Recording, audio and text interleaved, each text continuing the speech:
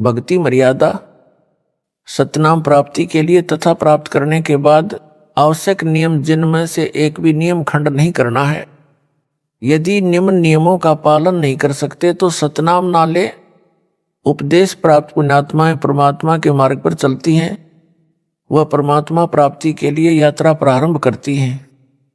यात्री बहुत ही कम सामान लेकर यात्रा करता है, अधिक भार उठाकर यात्रा करना संभव नहीं होता। जो सांसारिक परंपराएं हैं वे व्यर्थ का भार है, जो भक्ति मार्ग में यात्रा करने में बाधक हैं। इसलिए इस भार से मुक्त होने के लिए नियमों का पालन करना अनिवार्य है। नियम नंबर 1, किसी के पैर नहीं छूने और ना ही दूसरे को छूने देना है। यदि अचानक या मना करने पर भी पैर छू लेता है तो उस स्थिति में नामखंड नहीं होता। आपने किसी को बद्दुआ या आशीर्वाद नहीं देना है, ना ही इच्छा करके किसी से आशीर्वाद लेना है। कोई आपके सिर पर आशीर्वाद के लिए हाथ रखे तो आपने मना करना है। फिर भी कोई हाथ रख देता है तो आपका उपदेश सुरक्षित है, परंतु आपने आशीर्वाद व बद्दुआ बिल्कुल नहीं देनी है, क्योंकि आशीर्वाद देने से आपकी भक्ति कमाई क्षीण हो जाती है। जैसे एक पहिए की ट्यूब से दूसरे पहिए की ट्यूब में हवा डालने से आपकी गाड़ी खड़ी हो जाएगी, आपको हानि हो जाएगी। एक उपदेशी बहन ने अपने अनुपदेशी भाई को स्वस्थ होने का आशीर्वाद दे दिया। भाई तो स्वस्थ हो गया, परंतु बहन इतनी अस्वस्थ हुई कि 1 महीना अस्पताल में रही। पुनः उपदेश लिया, अपनी गलती की क्षमा याचना करने पर ही वह स्वस्थ हो पाई। इसलिए सर्वस्य प्रार्थना है कि यह गलती ना करें। इसी प्रकार अन्य नियमों के खंड करने से आपकी राम नाम की गाड़ी में पंचर हो जाएगा, वह भी रुक जाएगी, अर्थात आप जी को हानि होगी। पूर्व समय में सती प्रथा यानी परंपरा थी। जिस किसी का पति मर जाता था तो उसकी स्त्री को भी उसी मृत पति के साथ जिंदा जलाया जाता था, जो एक महाजालिम कर्म था। उस समय के मानव समाज ने उस कुरीति को मजबूरन मानना पड़ता था।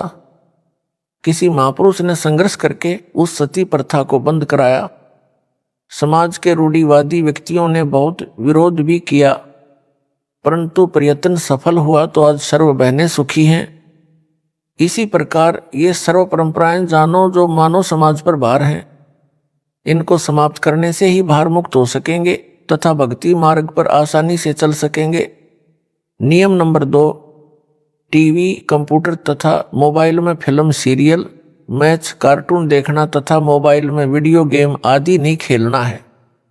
नियम नंबर 3, किसी को दान यानी बिना सिला कपड़ा, सीधा आदि नहीं देना है, ना ही किसी धार्मिक स्थल यानी मंदिर मंडी के लिए पैसे देने हैं, और ना ही उनके किसी भंडारे में जाना है।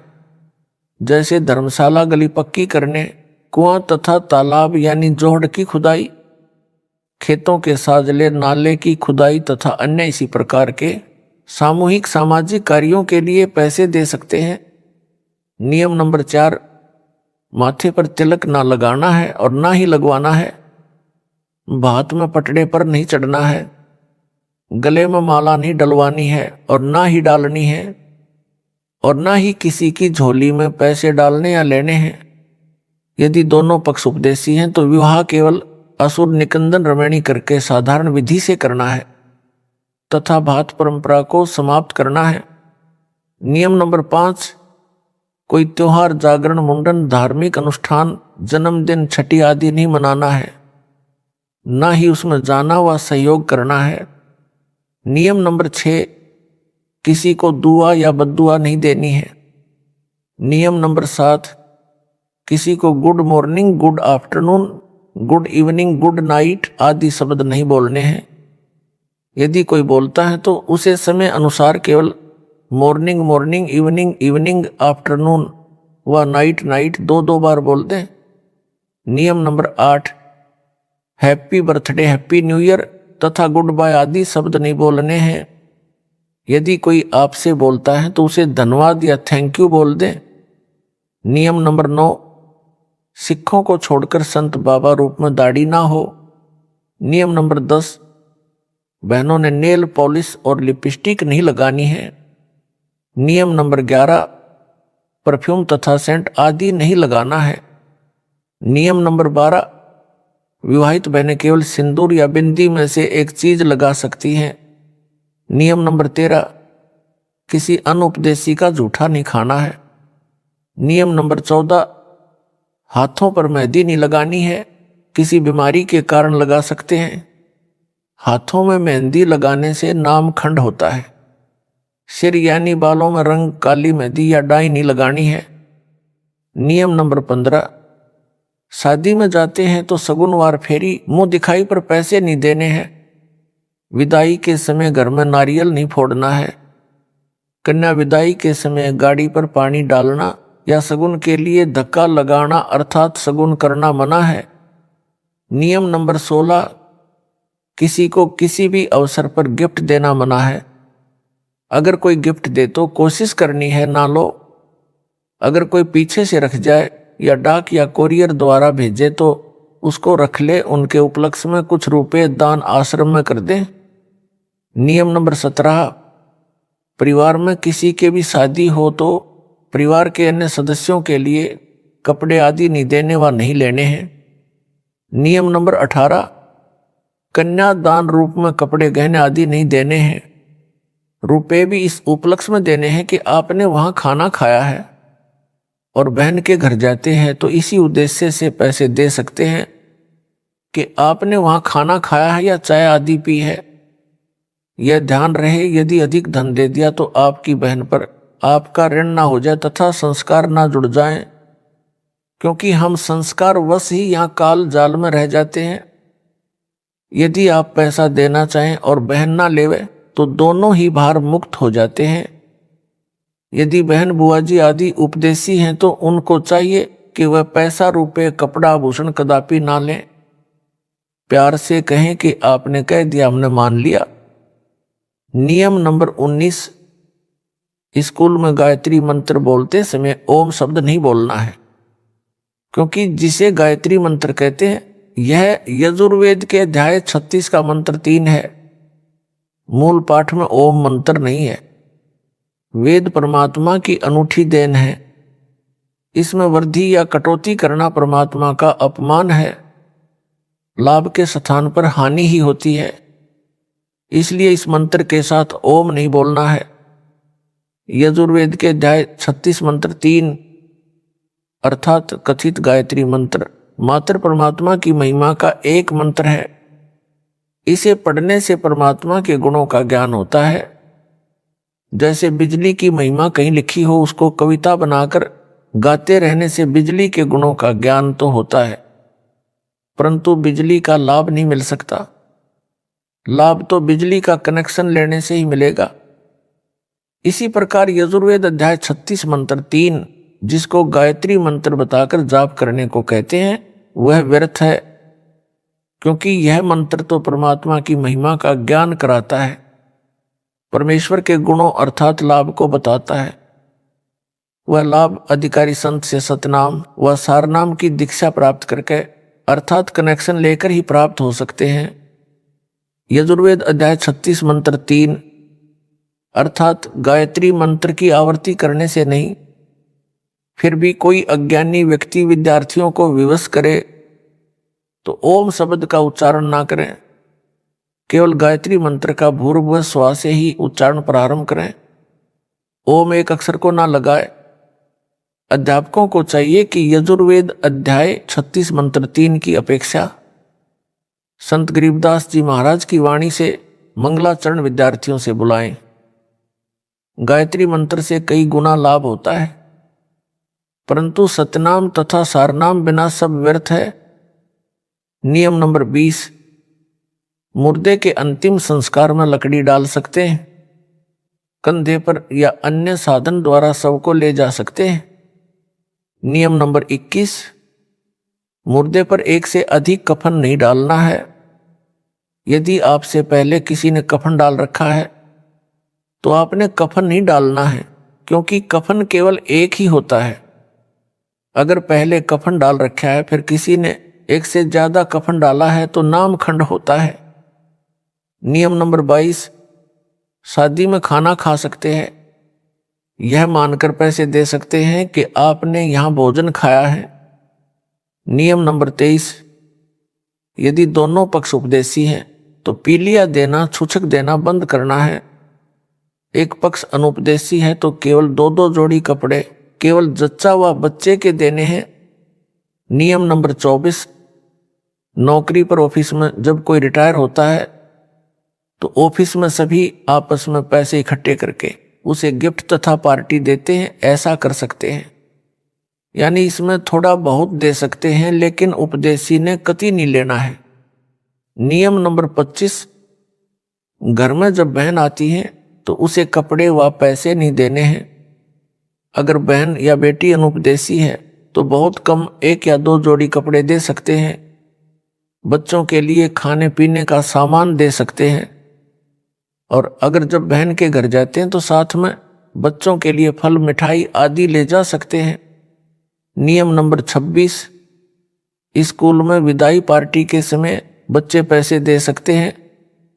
नियम नंबर 28, यदि गौशाला की कमेटी रजिस्टर्ड है तो रुपए दे सकते हैं, यदि रजिस्टर्ड नहीं है तो चारा आदि दे सकते हैं।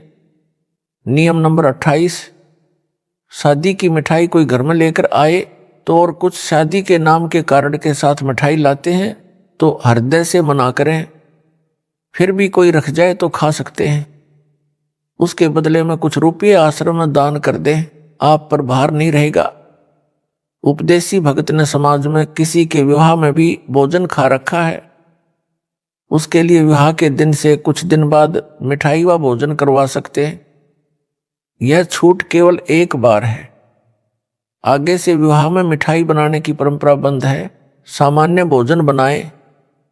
नियम नंबर 29, भगत भाई आपस में उधार सामान एक दूसरे से ले सकते हैं, और अगर आपस में एक दूसरे के घर आते जाते हैं तो बच्चों के लिए खाने पीने का सामान ले जा सकते हैं। नियम नंबर 30, भाई या बहन की आर्थिक स्थिति कमजोर हो तो आर्थिक या अन्य मदद उधार रूप में कर सकते हैं। बहन को चाहिए कि उस पैसे को लौटाए, जिससे उस पर भार नहीं बनेगा।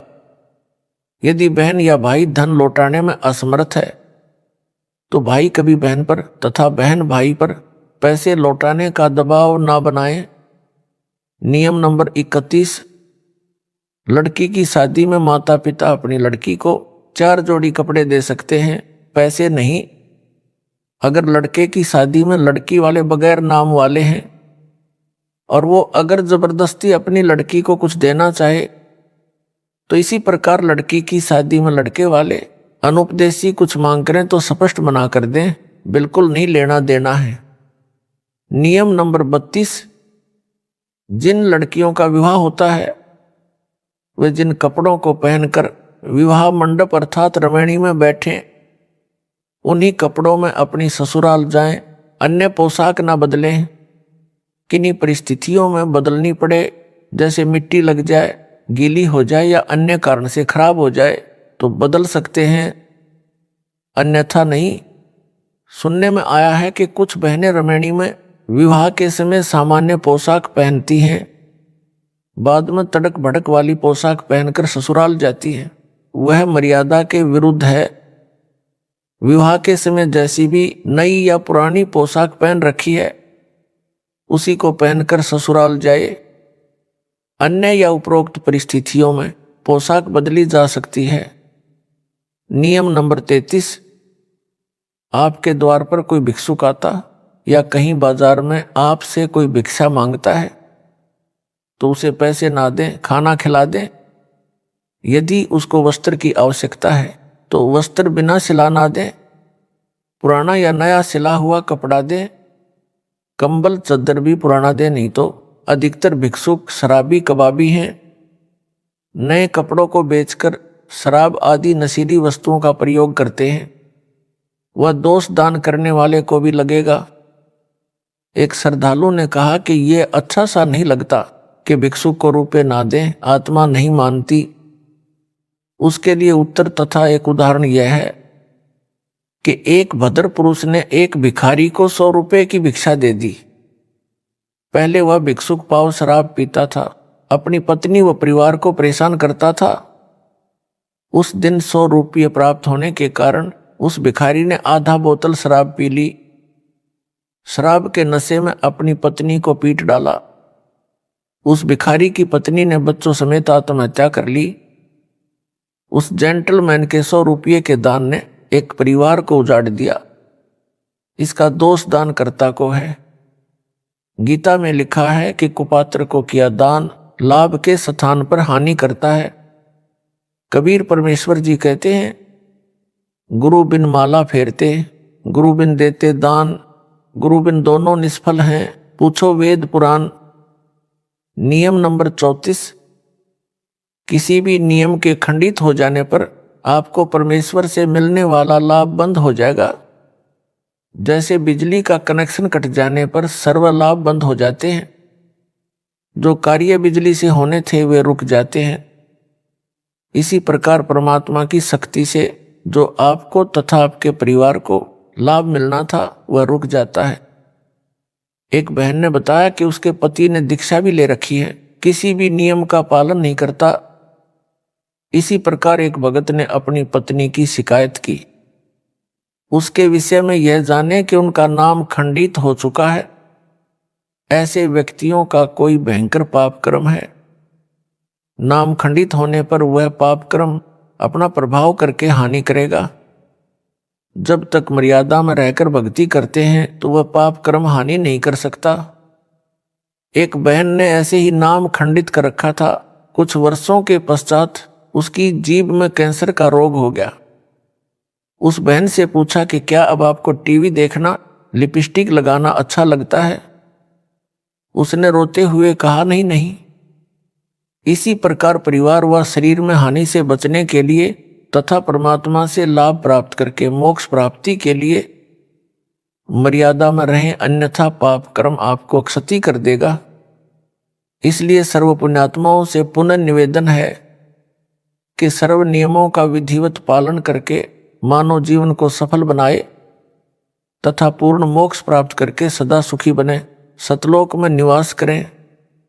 जो विद्यार्थी शिक्षा समय में मौज मस्ती करते हैं वे शिक्षा से वंचित रह जाते हैं, आजीवन कष्ट उठाते हैं। जो शिक्षा के समय में मौज मस्ती ना करके लगन से शिक्षा पूरी कर जाते हैं तो उनको विद्यालय में किए प्रयत्न का फल बाहर क्षेत्र में नौकरी द्वारा प्राप्त होता है। इसी प्रकार सर्व मानव परमात्मा प्राप्ति के विद्यालय में विद्यार्थी यानी भगत हैं। जो भगत मौज मस्ती करते हैं, भक्ति तथा नियमों का पालन ना करके अन्य प्राणियों के शरीरों में घोर कष्ट उठाएंगे। जो लगन के साथ मर्यादा में रहकर परमेश्वर कबीर जी की भक्ति साधना मुझ दास से प्राप्त करके आजीवन करते रहेंगे, उनको सतलोक में सर्व सुविधाएं प्राप्त होगी। वहां वृद्ध अवस्था नहीं है, मृत्यु भी नहीं होती, ऐसा ही जीवन है। नर नारी व परिवार है, वह कभी मृत्यु को प्राप्त नहीं होता। इसलिए सत्य भक्ति करके अपना जीवन सफल बनाएं।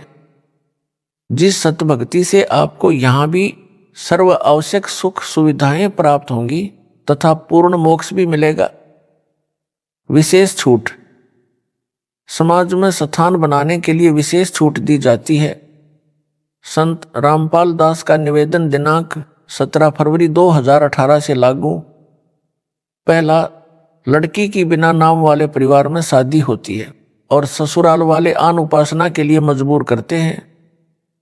जैसे उनके देवी देव धाम पर उनके साथ जाने के लिए, वहां पर धोख लगाने के लिए कहते हैं, तो उपदेशी बेटी उनके साथ सैर सपाटा जानकर चली जाए। जैसा वे कहें करती रहे, परंतु मंत्र अपना जाप करती रहे। यदि वहां कोई तिलक लगाता है तो लगवा ले, तुरंत उतार दे। यदि हाथ के नाला यानी धागा बांधता है तो बाद में तोड़ फेंके। दूसरा, यदि किसी त्योहार पर भोजन बनाने के लिए कहे तो बना दे, उसे खा भी ले, परंतु भोग वाला ना खाए। यदि भोग लगाकर सब भोजन में मिलाते हैं तो उसे ना खाए, अपना भोजन अलग निकाले या भिन्न बना ले। तीसरा, बात के समय यदि किसी उपदेशी को जाना पड़े, यदि मजबूरी है तो कोई बात नहीं है। चौथा, यदि कोई माला डालता है तो उसे हाथ में पकड़ ले। यदि डाल दी जाए तो तुरंत निकाल ले। 5वां, यदि किसी अधिकारी या राजपद प्राप्त भगत को कोई उद्घाटन रस्म करनी पड़े तो अनिच्छा से एक ड्रामा समझ कर करे। 6वां, यदि सरकारी कर्मचारी या अधिकारी का या प्राइवेट नौकर को या पुत्रावधुआ पत्नी को निषेध वस्तु लेने के लिए आदेश होता है तो बचे। यदि मजबूरी हो तो ला सकता है, जैसे शराब, सिगरेट लाने, मांस बनाने, यानी फौज में या होटल में या कहीं नौकरों को व विवाहित बहनों को सास ससुर पति आदि आदेश दे तो मजबूरी मानकर दुखी मन से परमात्मा से क्षमा मांग कर करे। कुछ दिन में परमात्मा अड़चन समाप्त कर देता है।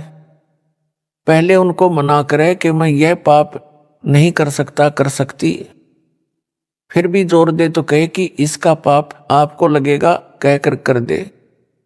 7वां, यदि सैनिक या सिपाही को गोली मारने का आदेश होता है तो मना ना करे, क्योंकि वह दोष आदेश करने वाले को लगता है, उसकी नौकरी यही है।